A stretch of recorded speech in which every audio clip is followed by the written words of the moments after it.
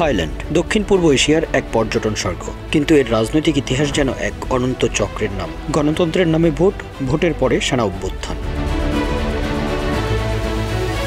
একদিকে জনগণের রায়, অন্যদিকে সামরিক ও এলিট শ্রেণীর ভয়। এই দ্বন্দ্বের মাঝেই বারবার ক্ষমতাচ্যুত হয়েছেন থাইল্যান্ডের জনপ্রিয় নেতারা।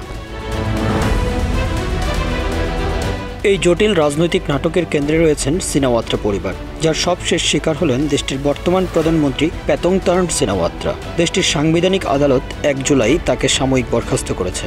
সম্প্রতি ফাঁস হওয়া একটি ফোনালাপ নিয়ে ব্যাপক বিতর্ক ও বিক্ষোভের মুখে তিনি পদত্যাগের চাপের মধ্যে রয়েছেন। ক্ষমতাচ্যুতের ঘটনা এবারই প্রথম নয়। 2000 সালের পর কমপক্ষে 4 জন প্রধানমন্ত্রী সম্পূর্ণ মেয়াদ শেষ করতে পারেননি, যাদের বেশিরভাগই থাকসিনপন্থী ছিলেন।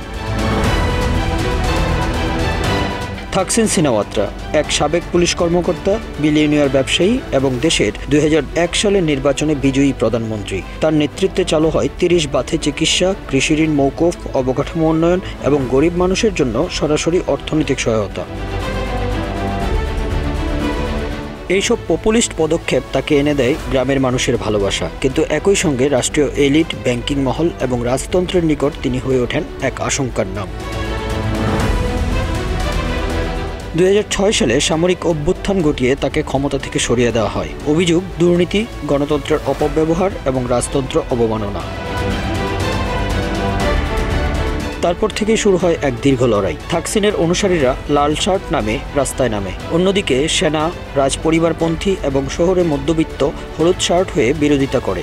দেশ জুড়ে শুরু হয় সংঘাত, অস্থিরতা এবং ক্ষমতার লুকোচুরির খেলা। 2008 সালে থাকসিনপন্থী সমাক সুনাতারাবেত প্রধানমন্ত্রী হন, কিন্তু 9 মাসের মাথায় আদালত তাকে সরিয়ে দেয়। অভিযোগ একটি টিভি রান্নার অনুষ্ঠানে উপার্জনের মাধ্যমে সংবিধান লঙ্ঘন। তারপরে আসেন সোমচাই ওয়াংসোয়াত, থাকসিনের আত্মীয়। তিনিও আদালতের ফয়সালার মাধ্যমে মাত্র 3 মাসের মধ্যেই ক্ষমতা হারান। এরপর থাকসিনের বোন ইংলাক সিনাওয়াত্রা 2011 সালের নির্বাচনে ইতিহাস সৃষ্টি করেন। দেশটির প্রথম নারী প্রধানমন্ত্রী হিসেবে দায়িত্ব নেন, আবারও গরিবদের জন্য কল্যাণমূলক প্রকল্প শুরু করেন। তবে 2014 সালের চাল কেনা প্রকল্পে দুর্নীতির অভিযোগ এনে আদালত তাকে বরখাস্ত করে।